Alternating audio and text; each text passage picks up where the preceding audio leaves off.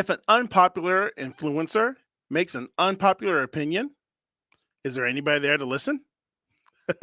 This is Epic Dog.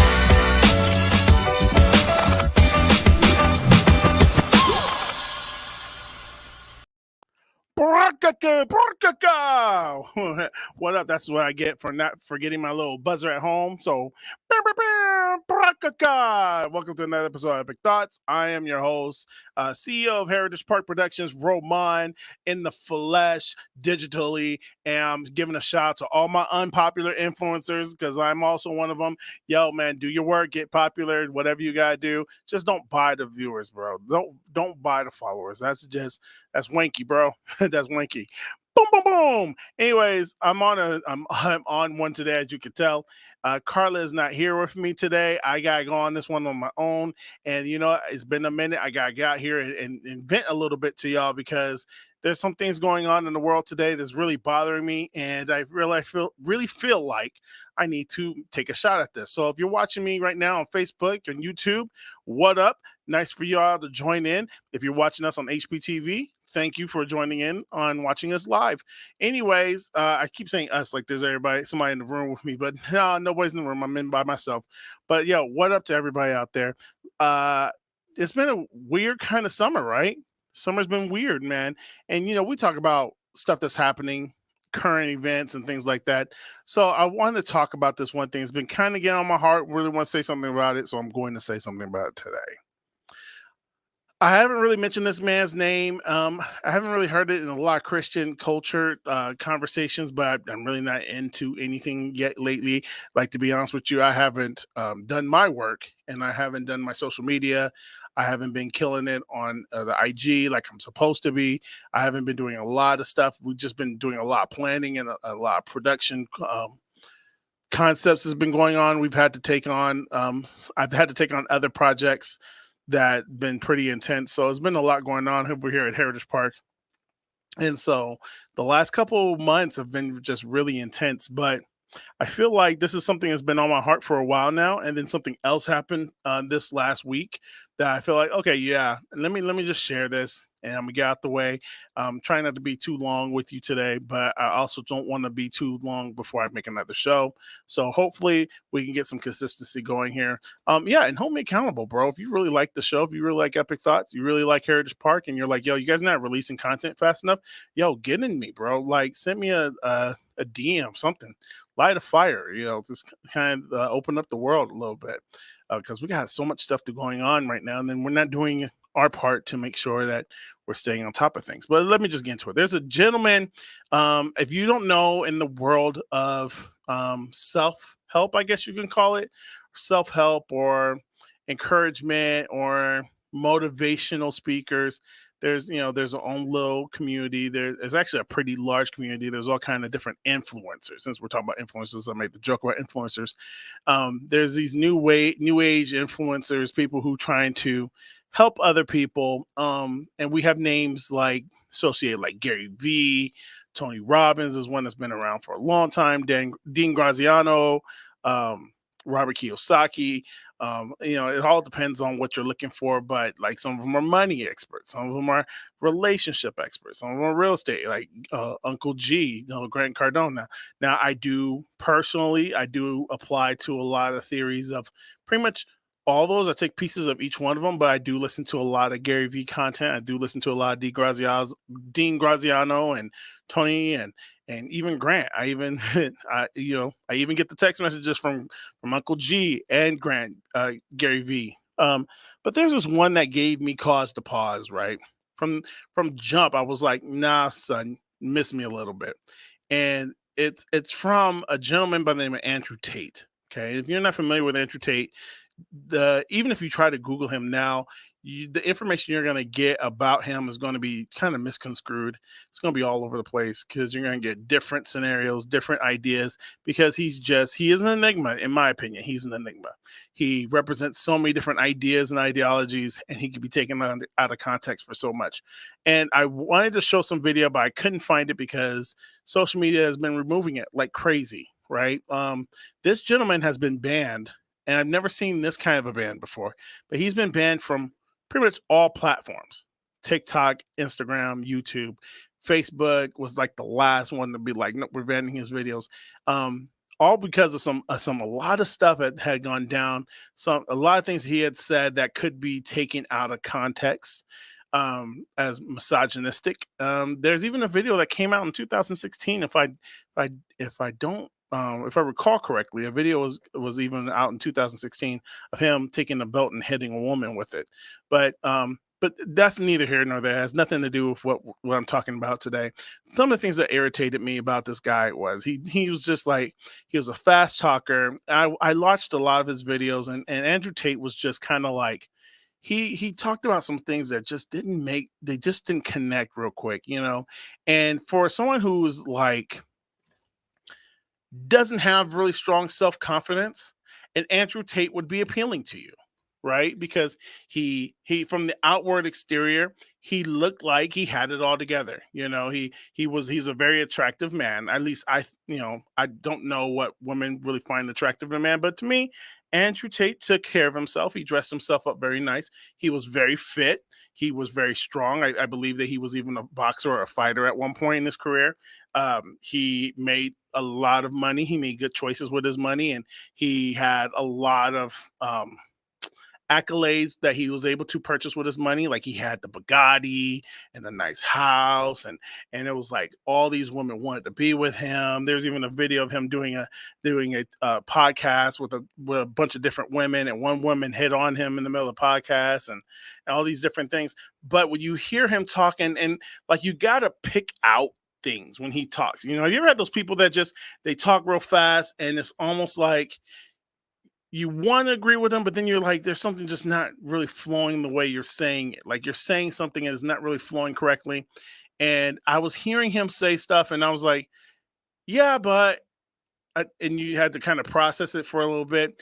But people really ate his content. I mean, he had a very interesting approach to how he was handling the social media game. Like he was running at it full steam, and he had his own university. He had all these people take his content and cut it up any way they want to. And for a moment, it was just Andrew Tate everywhere. It was flooded. Like even in my reels, I would go through the reels, just mindlessly scrolling, which you shouldn't do that, but I was mindlessly scrolling, and like every 2 minutes or even less than that, I get Andrew Tate video. Like, oh, here's Andrew Tate. What he talking about now? Oh, he's talking about this. Oh. And a lot of his stuff was, I mean, and the now he says it's about encouraging men and helping men who to get mental toughness and being able to be able to program through life and how they're struggling and things of that nature. And he people made him a role model for men, right? When the only thing he had to offer at the end of the day was wealth, right? He had the Bugatti, he had the good looks, he had all the women wanting him. And I beg to ask the question, right? Anyways, I picked to ask this question because now we're in a place where he's getting banned from everything because there are some he had his group of people that were able to cut up his content and they use it any way that they wanted to. Well, somebody was cutting it up to make it sound as if he was extremely chauvinist and stuff like that, which he goes on record saying that he's not misogynist. I'm sorry, chauvinist. Both. That's a hood, but he both. But I remember I would listen to his content. I'm like, yo, that's kind of toxic, bro. Like, I understand what you're trying to get at, but it's toxic. Like he made videos talking, and he talks fast, so you gotta kind of listen to him. He's a fast talker, and I think he's a snake oil salesman. Personally, I never really rocked with him to the point where I'm like, yeah, I'm down with that.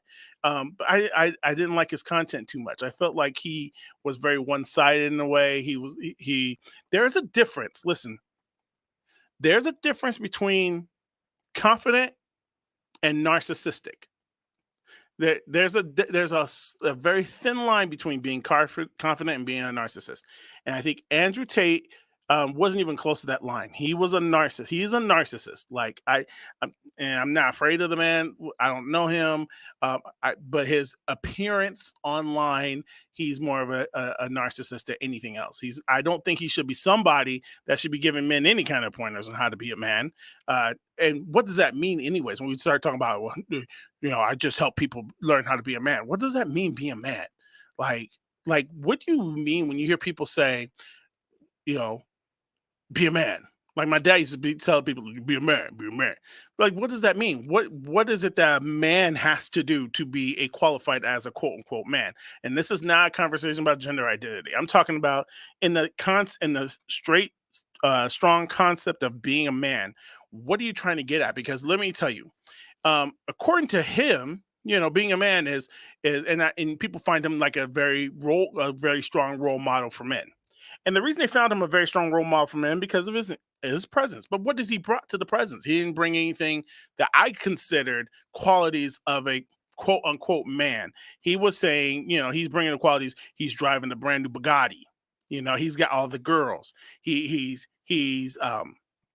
sexually attractive. He looks good, and yeah, he has those things. He's got it going on that level. But does that what really makes you a man? Is that what really defines what it means to be a man? Because I don't think so.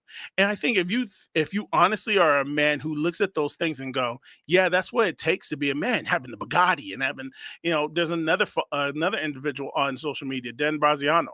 I'm sorry. I didn't mean to mess up your name. Don't come looking for me. Dan Brazilian. And he got girls galore and he got all the toys and all the cars. And he got on his social media page, I don't think he's ever wore a shirt. And there's never been a girl wear pants on any of his pictures on IG. He got the big bed with like 20 girls in it. And people are like, yeah, this is what a man is. Is it though? Is it what a man is? Like, is that really what a man is? Because in my opinion, and that in my understanding, and from things that my father taught me, that's not things that a man really, that's not the main goal of a man, right? You're putting out there an idea, a thought, a picture to what man in the world looks like. But at the end of the day, that's not what a man is. A man is not any of those things. A man is someone who's true to the nature in their heart. A man is somebody who lets their yes be yes and their no be no. And let me tell you, that doesn't just qualify for men. Women also, let yes be yes and then no be no, and also live by the standards in their heart. I think a man is confident, but they're not narcissistic. They don't have to. I don't drive a Bugatti. Right? I don't think I even want to drive a Bugatti, to be honest with you. I like my Nissan Altima. I wouldn't mind a Jeep Grand Wagoneer though. If anybody's out there that work for Jeep and you're like, yo, I want to get Jeep to support Heritage Park, Grand Wagoneer Series 3. That's what I'm looking for. So pew, pew, pew, Grand Wagoneer Series 3. I know they start at 106. I don't know if that's the same price as a Bugatti, but I'll rock one. I'll even put an ad on Instagram for my 2,700 followers. But um, but the car don't make you, right? That's my point. The car doesn't make you. Um, I for me, if you were to ask, I don't have sons. I have all daughters. I got a bunch of kids, and they're all girls. And I the things are different now because I'm looking at them like, well, I can't be a man. I'm like, I gotta be a father. A father is different. So but I know that the car don't make you, the hot chicks don't make you, and those things are all those things. Even the car itself is fleeting. The Bible warns us about relying on things that are fleeting. Those things don't last forever. Those things aren't there forever. Those things are not going to take you to another level. Those things don't you throw those in the fire. When the scripture says when the Father throws that into the fire, what's going to remain? And I feel sorry for the people who follow this kind of theory, who follow this idea because they feel like that's living. And honestly, that's not living at all. There's another thing that's been going on. Like I'm really into self-help. I like reading self-help books. I read a lot of Christian books too, don't get me wrong, but I like reading Tony Robbins stuff. I like reading Grant Cardone stuff. I like reading that stuff. I don't get too far deep into it. I do have a Rick Warren book, one of the books I'm trying to finish off the year. And I read a couple of Michael Todd books. I read a lot of Christian books, but I also read some self-help stuff. Sometimes I read Dave Ramsey to a T, to a moment. I've been on a John Bevere kick. I've been going back through my old library, pulling up John Bevere books. And over here at Hope Recovery Center, we've been doing Friday nights. We've been going over the Beta Satan. And I'm telling you, man, even though that book is like 20 something years old, it's still relevant to what's going on today, if not more so today than it was when it first was written. But I reread Beta Satan earlier this year. It's a powerful read. You got to read it. Beta Satan, John Bevere. Anyways, so but with that being said, I follow a lot of motivational Instagram pages. And it throws me off because sometimes they'll post video clips of movies and they post, and you could tell how immature the person is by what they post, because some of the videos, like for example, I can't go a day without seeing a video clip of Wolf of Wall Street. Okay. Now, I don't know if you've ever seen Wolf of Wall Street, but if you are a very offendable person, you get offended by stuff in movies, you should not watch Wolf of Wall Street. Okay. If you have a lust problem, you should not watch Wolf of Wall Street. If you're easily influenced, you should not watch Wolf of Wall Street. Um, from a cinematic standpoint, from um, just the cinematic version of the film, the story, it's a good movie. From visually concept for a believer, it's not a good story. If you and you have to be a mature person, you have to be a very mature person to understand what the movie is about. The movie is not celebrating the lifestyle that the character is. It's based off a true story off of Jordan Belfort. If you know anything about Jordan Belfort, he accumulated over $50 million a year, um, taking advantage of a lot of people and taking advantage of the stock market. And it's just a long drawn list of different fiscal felonies that he did. He ended up paying the price for it. He ended up going to jail. But the book was a precautionary tale to kind of like, it was based off of his book, and the book was basically a precautionary tale. Like, look at what I went through. This is the life that I had. And at the end, I lost it all. It wasn't worth anything. I lost my family. I lost my wife.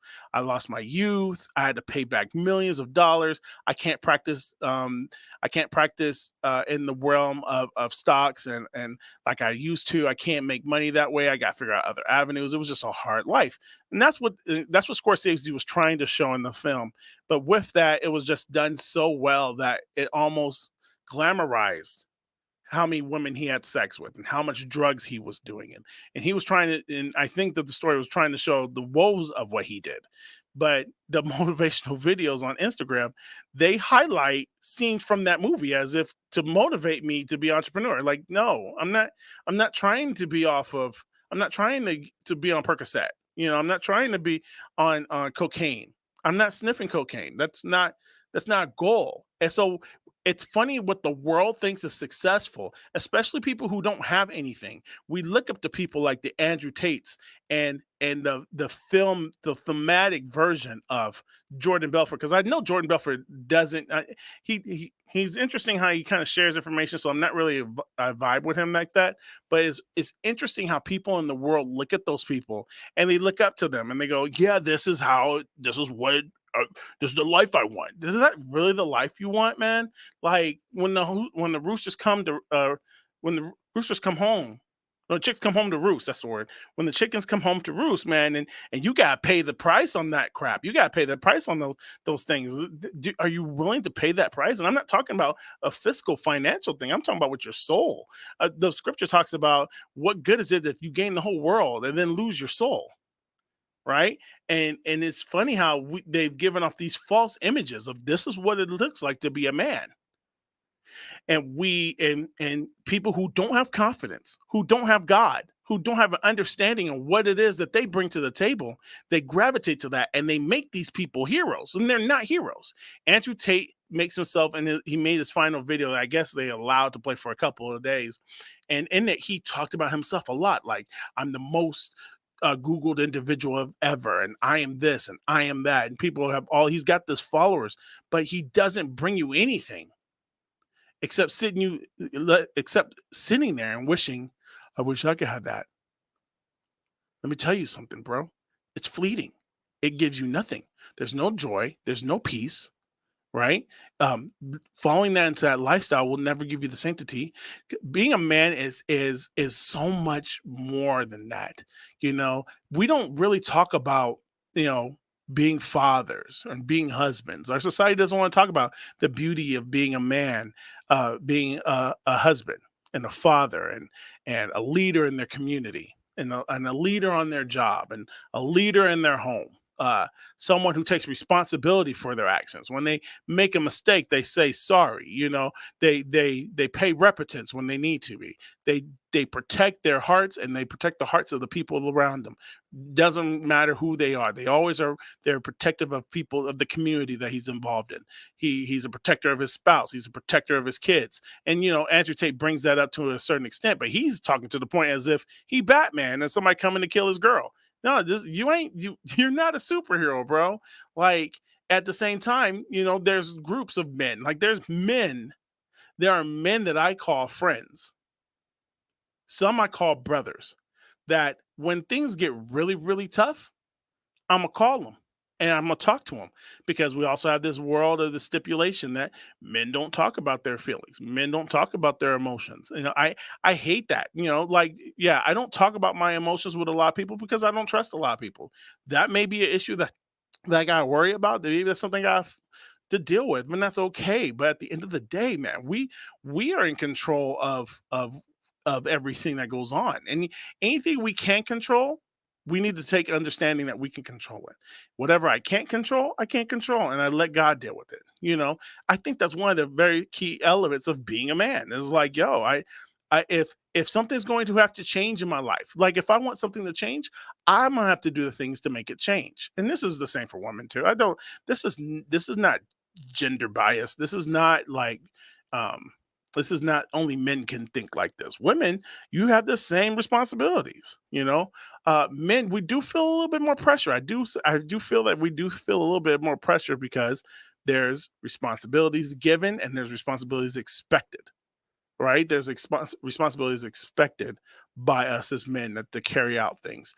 And what we cannot do is getting to the place where we look at another person and think that we are less of an individual or less of a person or less of a man, even less of a woman because I don't have what that person has. That's ridiculous. And that's something that we have to let go. And there's something that you cannot let the world put on you, right? You're not less than anybody else. If somebody has more money than you, then it's just because they have more money than you. It doesn't. I used to think this one point. I used to think at one point in time that if somebody had more money than me is because they were better than me at something. They were smarter than me, or they just were gifted, luckier, right? And then one day it hit me like there are a lot of selfish, evil people who have money. So money is not the result of the good. Money is not the result of the blessed. And churches used to do this for a lot of times. They were like, well, he ain't got no money, so God must not be smiling on him. That's not necessarily the case. Maybe I don't have money because I ain't got no money. I've told people like maybe some people don't have money because somebody who was supposed to write the check is being selfish and being disobedient. You don't know. Like money doesn't mean anything. We make it the primary end all be all. Tell us what's going on. Oh, they don't have money. Maybe that's not the case, right? I've heard people, put expectations on people and like, yo, I'm just using myself for example. I don't really hear a lot of people say this, but about me, I don't hear people say, "Oh, Ramon don't have money because he's lazy." You'll never hear somebody say that. Ramon don't have money because Ramon don't have money. Maybe I have a spending problem. I don't know. There's times I do look at my budget. I'm like, okay, well, I could tighten some things up here. But one thing you can tell, I can tell you, and people who know me will tell you that Ramon 100% is not lazy. He is not lazy at all. So laziness is not a reason why he don't have money. The reason why Ramon don't have money is just he ain't got the money. He ain't got that much money. You know what I'm saying? Because listen, if you're doing okay in California, it's 2022. For anybody who's listening to my old podcast, it's 2022 right now. It's September 6, 2022. If you're in California and your lights are on, they're not evicting you, you're caught up on your rent, you're paying your car note, you got insurance, your lights are on, your gas is on, you can eat. You're doing all right. You're doing all right. Because I'll tell you right now, California is not for the faint of heart, especially right now, bro. Like, shout out to all my California homies who are doing it. And you're stressing out. I get it. I get calls all the time from my California who's left. my California friends that are left here. And I don't have a lot of friends. I have a lot of acquaintances now that are still here, but friends I used to kick it with, they're gone. But acquaintances, yeah, I get it, man. You're struggling. I got a friend who's bringing in like no kids, no kids, bringing in clearing $1,500 a week, clearing it like he clearing 15. And you would think if it's just you and your spouse, imagine just you and your spouse, you clearing $1,500 a week, and let's say you're not in California, you hear me say that, you'll probably sit there and go, "That's not bad. Clearing $1,500 a week, that's not bad." I'm under, and him and his girlfriend, they're under 30, and he clearing 1,500, and you just probably hear that, and you go, "That's not bad, bro. Good luck. That's good. That's good. I wish I could clear 1,500, and he ain't got no kids, man, no mortgage, yo." One car note, that's not bad. No, this is California, bro. That $1,500 still got him struggling. Clearing 15, can you imagine? That's tough, bro. That's you're clearing $6,000 a month. That means you're clearing 72,000 a year. In California, that's where we're at now. Like 72,000 a year in California, you're still struggling. And so shout out to those cats who are out here in California. So that's why I'm saying don't let people say put those things and those stipulations on you. Like think about it. If you're making it, you just ain't got no extra money to save for like a vacation or for a rainy day. We do need to figure out some things, and I got some things on my end that I'm working on, and you just need to figure out things on your end. But give yourself some slack, bro. Like, yo, you're killing it. You're making it happen in the state that they're taking everything. Our tax rate, man, my tax rate is 49.5%. So 49.5% of everything I make goes to Uncle Sam. That's ridiculous, bro. That's ridiculous. And so we don't have time. I ain't got time to sit there and look at somebody who came out of the car in the Bugatti and going, man, he's a better man than me. No, he's not. He's not a better man than me, right? He says stupid stuff. Like if you man looks on outward appearance. The scripture talks about, Jesus says that man looks on the outward appearance, but the Lord, God, looks on the heart. And sometimes people, and the scripture also says, out of the abundance of the heart, the mouth speaks. And when people share, especially in social media, listen to what they're saying, right? And sometimes if you don't really know how to gauge it, ask the Lord to give you wisdom. The Bible talks about the Lord giving freely for those who are looking for wisdom. He gives you freely. I ask for wisdom all the time. I need wisdom, and He gives it to me freely. You listen to that, and you'll hear the agendas. You'll hear the ideas. You'll hear the things that they're really saying. And I heard him say something like he had this vent. Andrew Tate had an event one day where he was talking about he makes his wife or his girlfriend, I don't think he's married. He makes his girlfriend make him 2 cups of coffee. And he talks about a day where him and his girl was having an argument because she was making him 2 cups of coffee, and he wanted her to make him 2 cups. And she was mad because she didn't understand, because he would never drink he would never drink the second cup. And he went on this tangent like, I do this and I make sure that I protect you. If something happens, and I'm if something is going to happen to you, I'm going to step in. I will defend your life with my life, and I'm doing this. And if I'm doing that kind of things for you, then you got to make sure that you don't care what I'm having the second coffee for. You just make me the coffee, bro. Like seriously, you don't. That's not man. Berating a woman is doesn't make you a man. Hitting one definitely doesn't make you a man. We both are in agreement of that. Even though there's video footage of him spanking a woman with a belt. But even then, I think if I remember correctly, the girl that he was spanking, it was like a sexual video, and she wanted it. Not wanted it, but this part of their play, and she came out and said, "This is not." He wasn't angry. I asked him to do it. Whatever. Anyways, point being made is him berating on this woman and having this whole conversation. That doesn't make you a man. You defending another woman doesn't make you a man. I'm going to defend. That doesn't mean anything. That just means that you just love her, right? Yeah, a man is supposed to protect his wife, but But to think that there's got to be a transaction involved I don't understand why men think that because if I do something right to somebody else, then that means a transaction. And it's not just for women, it's for people in general. Like people like, well, Ramon, I donated to Heritage Park. I gave you $1,000, so I think that you owe me something. Listen, real people, let's just say real people, because I don't want to just say that only men do this, but we're not transactional like that. I don't give to expect something for to be giving back to me, because if that's the case, then that's God. Then that's my blessing, right? If I give to expect something back, that's my blessing. Like men who go on dates, and like I saw a video that was disturbing about a man who went on a date with a woman. He paid for the date, and then listen, we're not going to talk about relationship without Carla, because Carla brings another perspective, and I'm just going to be ignorant in my conversations when it comes to dating. So we're not going to talk about dating today.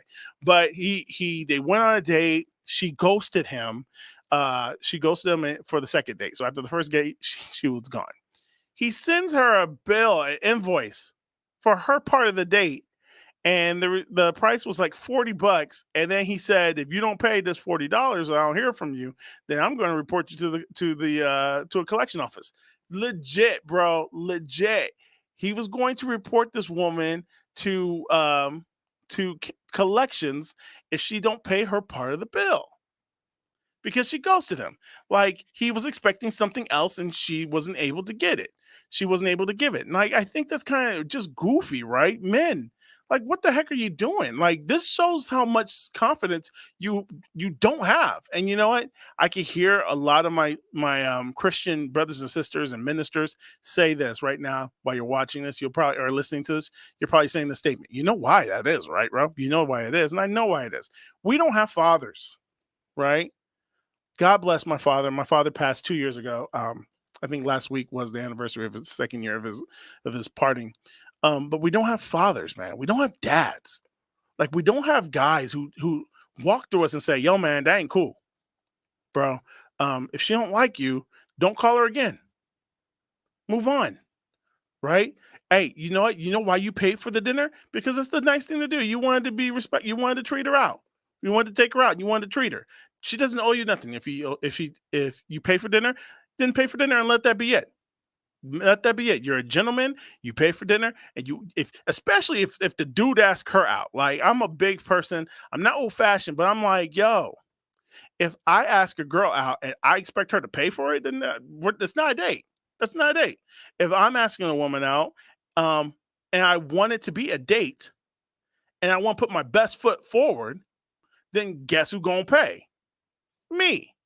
Now I will I will venture out. You know that's to say if a woman asks me out, I'm gonna say yes. Part of me expects her to pay, but I'm always prepared just in case she don't reach for that check. Then I'm like, I guess I gotta pay. But listen, don't take a woman out on a date and you're trying to impress her, uh, you're trying to court her, or woo her, whatever. You're trying to put your best foot forward, and you don't plan on paying. You know, you're doing that. You're not buying anybody. You're not investing in a prostitute. You're not playing the slow game for booty. What you're doing is you are being a gentleman, and you're being kind, and you're being generous. You're being generous.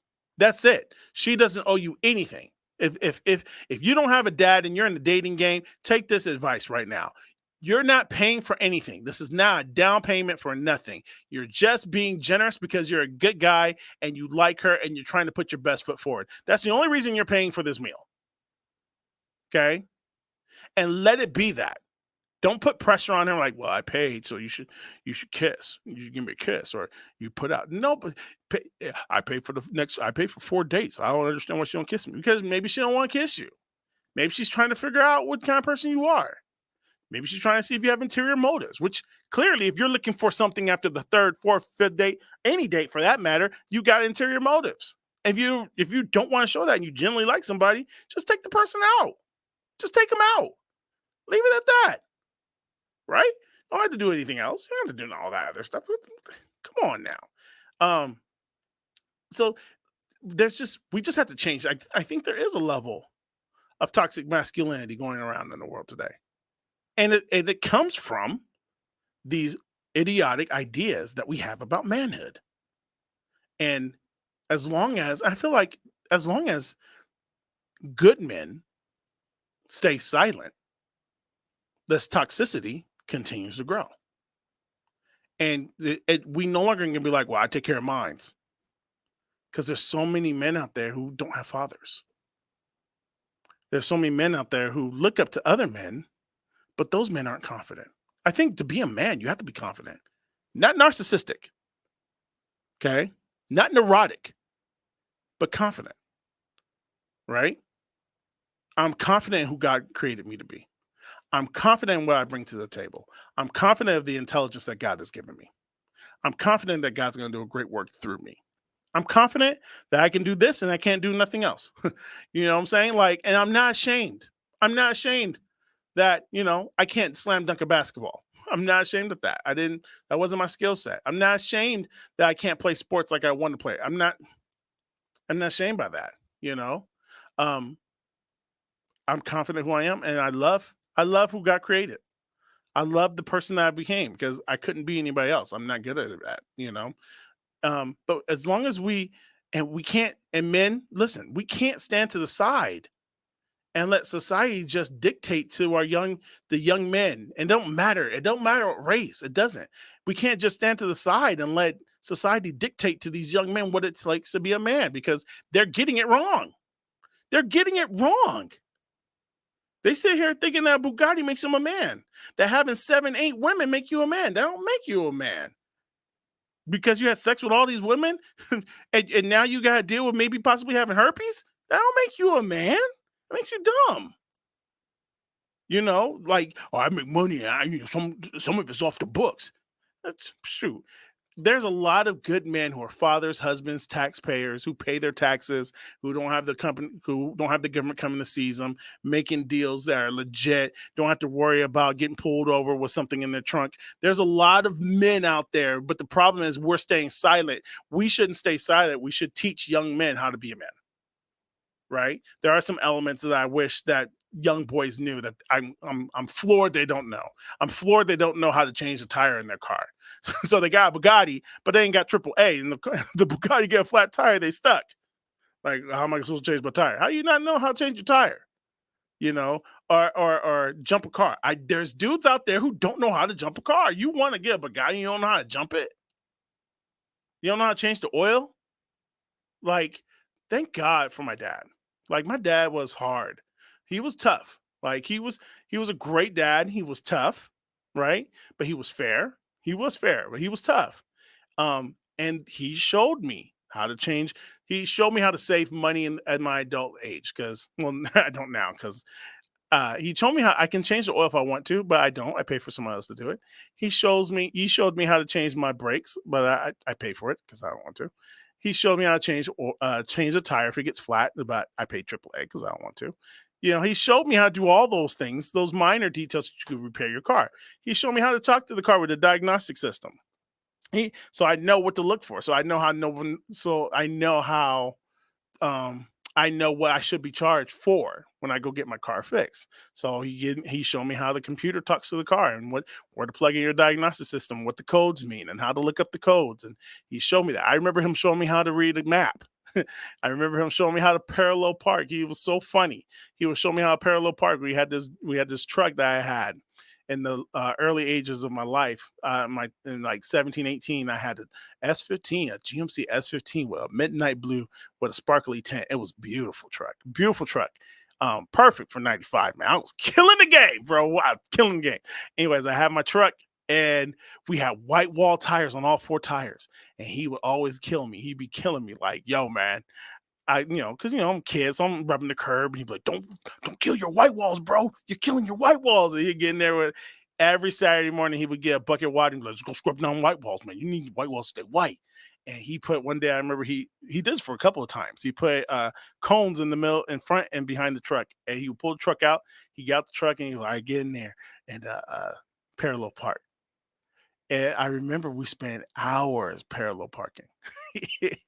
And he would tell me all the time, so, "You won't embarrass yourself. Can you imagine being on a date and you don't know how to parallel park?" And I was like, no. And I would either hit if I hit Coney, but you just hit the car in front of you. How embarrassing! You're on a date. You try and take this girl to a fancy restaurant. You parallel park. You hit an accident. That's the least thing you want to happen on your date.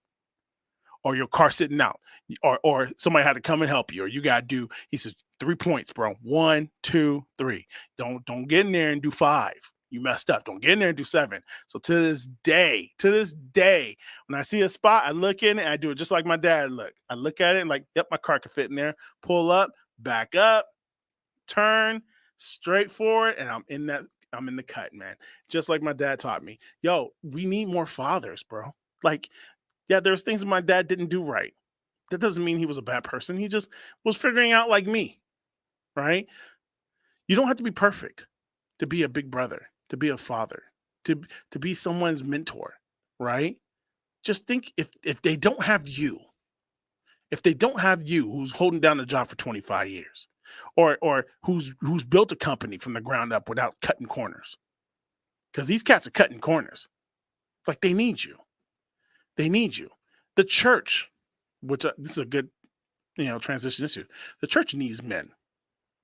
And I know the church has men. The church has pastors and stuff like that. But there's another situation that happened, and I might get flack for it, but I'm just gonna speak my heart. Um, if you're any familiar with any ministry stuff, there's a pastor by the name of Matt Chandler. Matt Chandler announced last weekend at his church. He announced last Sunday that he's taking a sabbatical.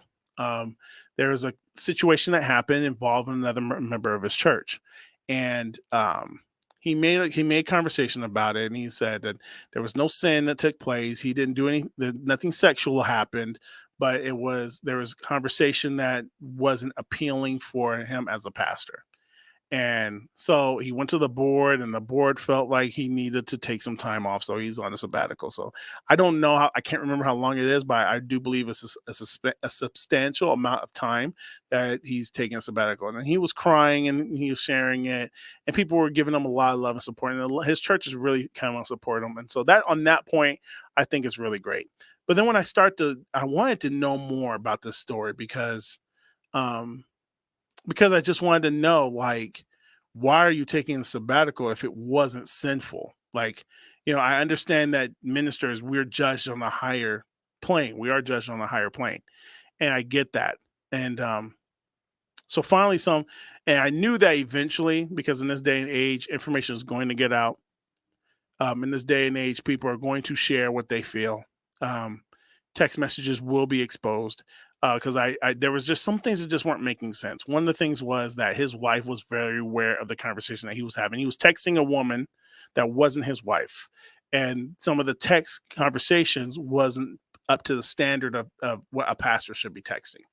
And so immediately that gives everybody almost the same thought. Maybe some people have some different thoughts, but for a lot of people, like, okay, we know exactly what you're texting. Okay, you're texting a woman, you shouldn't be texting her, and it was an inappropriate text. Okay, we're here. But his wife knew about it beforehand, and there wasn't a problem. And then on top of it, more information came out. Like, the woman that he was texting was married, and her husband knew about them having conversations, and also didn't say anything about it. And then it came on a little bit more information that the Matt Chandler's wife wasn't really offended by the text messages, and neither was the woman's husband. So it made you go, "Oh, what was the text messages?" And so, and how did this get exposed to the point where you're now taking a sabbatical? And it's so it just came out a couple days ago that the text messages was a conversation about alcohol. And it wasn't like a setup to date. They didn't say, "Oh, we should go drink this together," or "Have you ever drank this?" It was just like a joke that he made about, man, if that was happening, I would struggle, because I would want to turn to the bottle or something like that. Something just off centered, just a conversation between two consenting adults, and it wasn't sexual, and it wasn't planning on anything. It wasn't like concurring any kind of ideas of, let's hook up and whatever like that. It was just like conversation, and the root of the conversation was about it was like a joke about alcohol. Well, anyways, the woman had a friend, and the friend had been going to that church for many, many years, longer than the woman involved. And she read the text message and felt that Pastor Matt shouldn't have a conversation with this woman, period. So she went to Pastor Matt and told him, I don't think it's right that you have a conversation with a woman. And she goes, you're a married man, you shouldn't have a conversation. Now, you can take that here or there. Some churches are like, yes, absolutely. Some churches are like, grow up.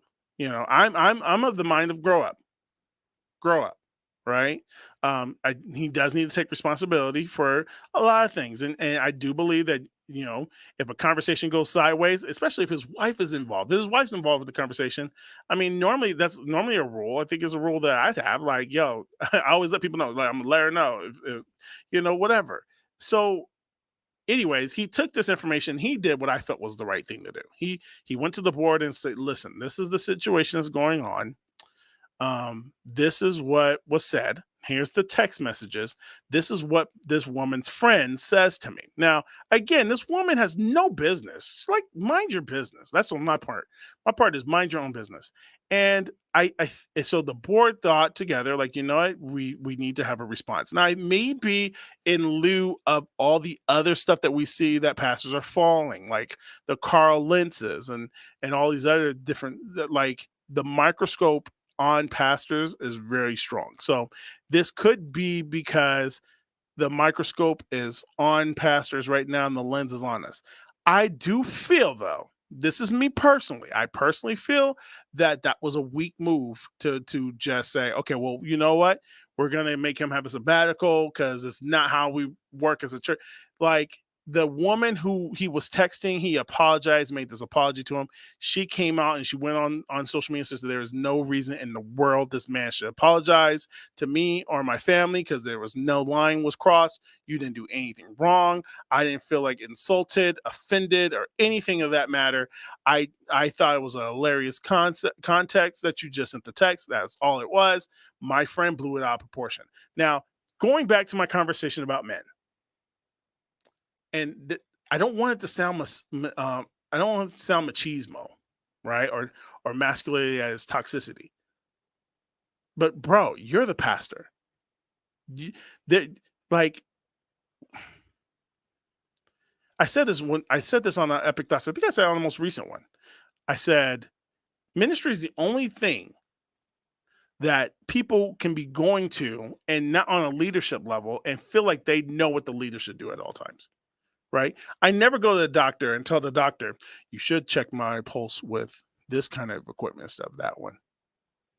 Or why did you pull my blood out that way? Why didn't you just do it this way? Oh, why are you checking my esophagus or esophagus, whatever? Why are you checking my throat now? Why don't you do it this way? Why don't you do it that way? We don't question our doctors, we don't question our dentists, we don't question our lawyers, but we'll question our pastors 100%. We think we know more than them.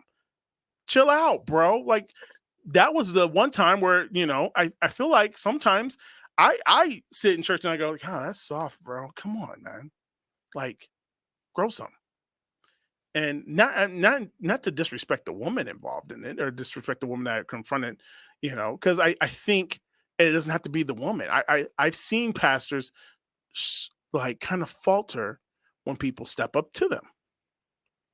You gotta be able to take a stand for what you believe in and hold your ground, right? And I feel like that was kind of like a misstep to me. Yeah, now, for all intents and purposes, he may have. There may be some situations going on where he felt like he needed to take a break. Maybe there's other things going on besides what was going on in that text message where he felt like, yo, I need to kind of chill out for a minute. This is getting really rough out here. Maybe that's going on. I don't know. I can't judge it. Okay, I can't judge it. But what I can say is that I feel like this was a misstep, and it takes it responds softly, right? We respond soft, and that to me as a man is almost kind of like, oh, that was a weak response. So somebody gonna ask, somebody says a question, and they're gonna feel like it was wrong. They're not involved in the situation, and I feel like the board overcorrected. I don't think Matt Chandler did because I think he did the right thing taking it to the board because I probably wouldn't have taken it to the board. And I know I wouldn't have. I would have just looked at the person and be like, oh, that's how you feel. Sorry.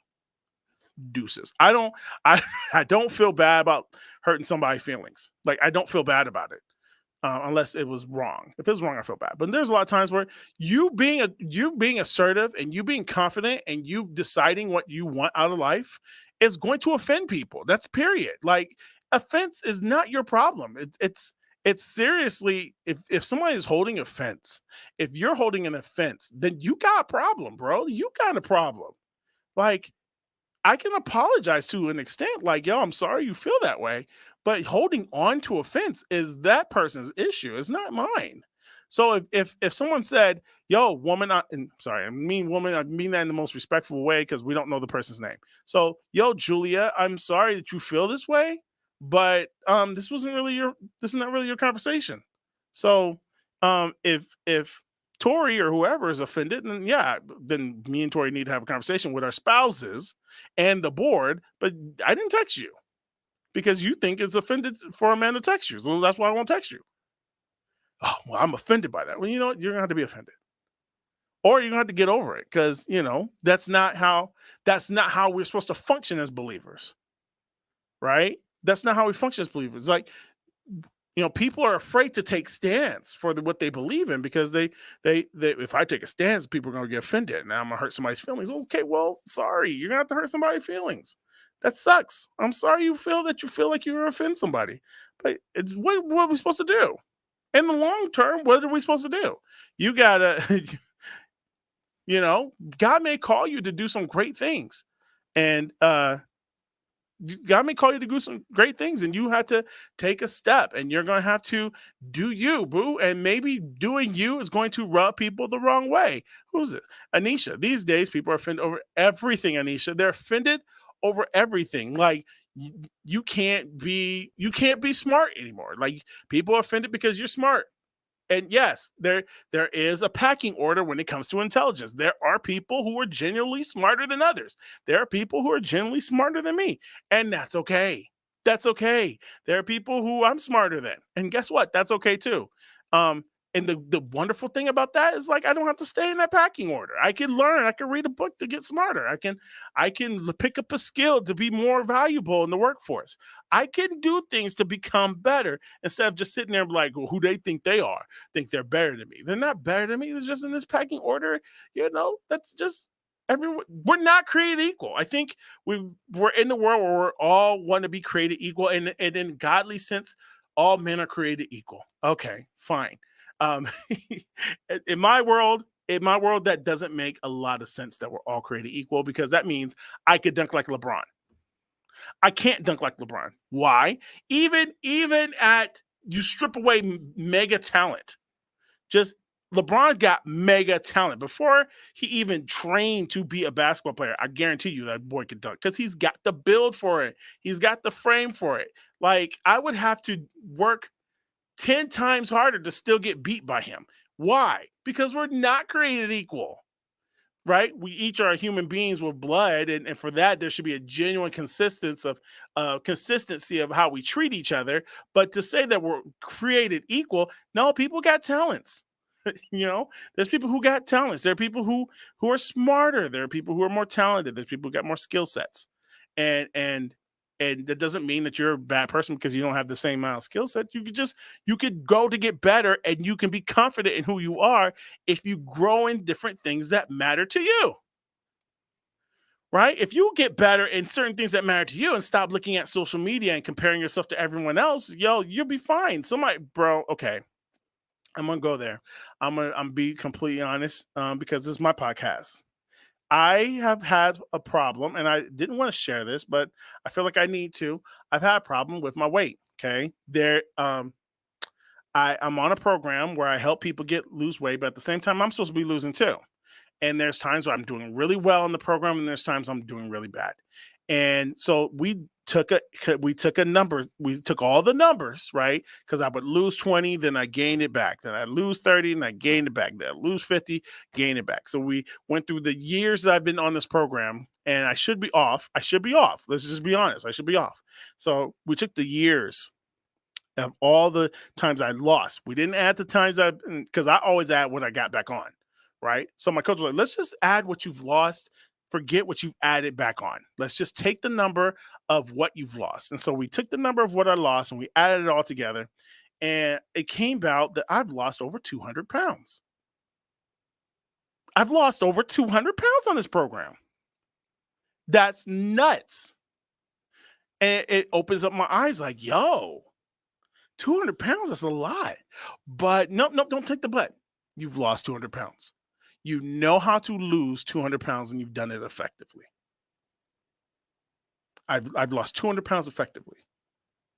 Forget what I've done after that. I've known how to do it. If I stop there and I build, and that's what we need to start doing. Stop taking away from your own greatness. Stop taking away from things you were successful at. Okay, so yeah, you did this. You've made these contributions and they were successful. And people always say, yeah, but no, let's not do the but thing. Let's not do the yeah, but. Let's just start on the level of consistency, on the level of successes that you have, where you are at.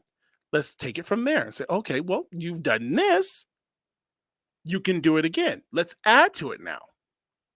And now that we know what we're capable of doing, I think if you were able to look at, and if somebody really walked with you and coached you and said, yo, let's look at where you've gone in life. Let's see where you've come from.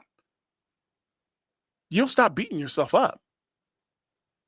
There's a post on social media on my Instagram of me holding out all the scripts of all the episodes of Superficially Deep I've done so far, 10 episodes, and written 10 episodes, 55 pages each. That's over 500 pages of scripts. Shot them all, except one scene that we're shooting for 10, and we're done with 10, and we're working on 11 and 12. But I've shot 500 shot pages of film. And I'm sitting here, I always have like, what they call it, imposter syndrome. You can't be an imposter. You shoot 500 pages of film. You can't be an imposter. You successfully shot 500 pages of script. That's impossible. That's how you have that. How you have that?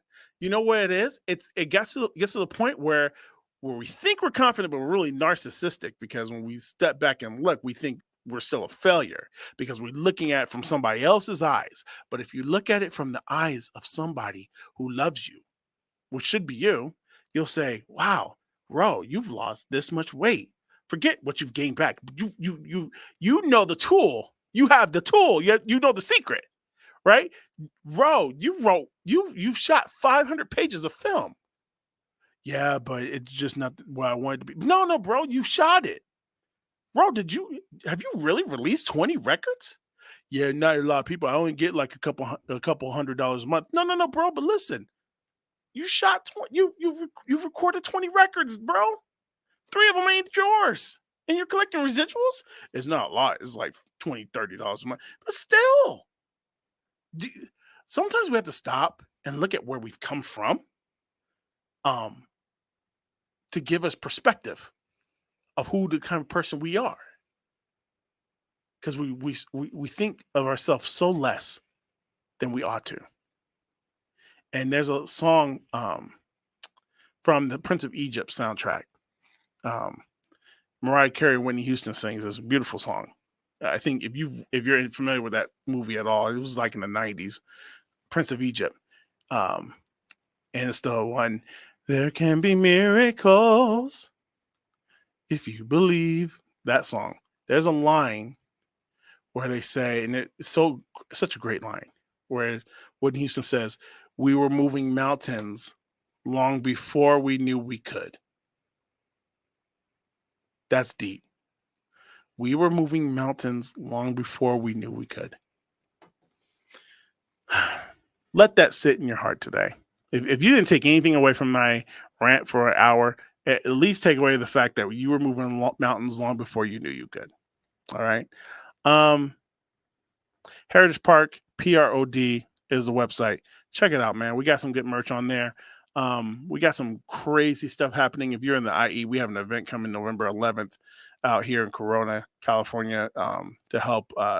Heritage Park is now taking control of a 501c3 out here, a nonprofit in Corona, Hope Recovery Center. We've been doing our podcast from here for the last 6 years, and now we have now taken control of it. Heritage Park is not going to take control of it. And so we are running fundraisers to keep the doors open and keep things going. But Heritage Park PROD, man, we have books, we have music, we have television shows, we have all kinds of stuff. HPTV, the link is on that page.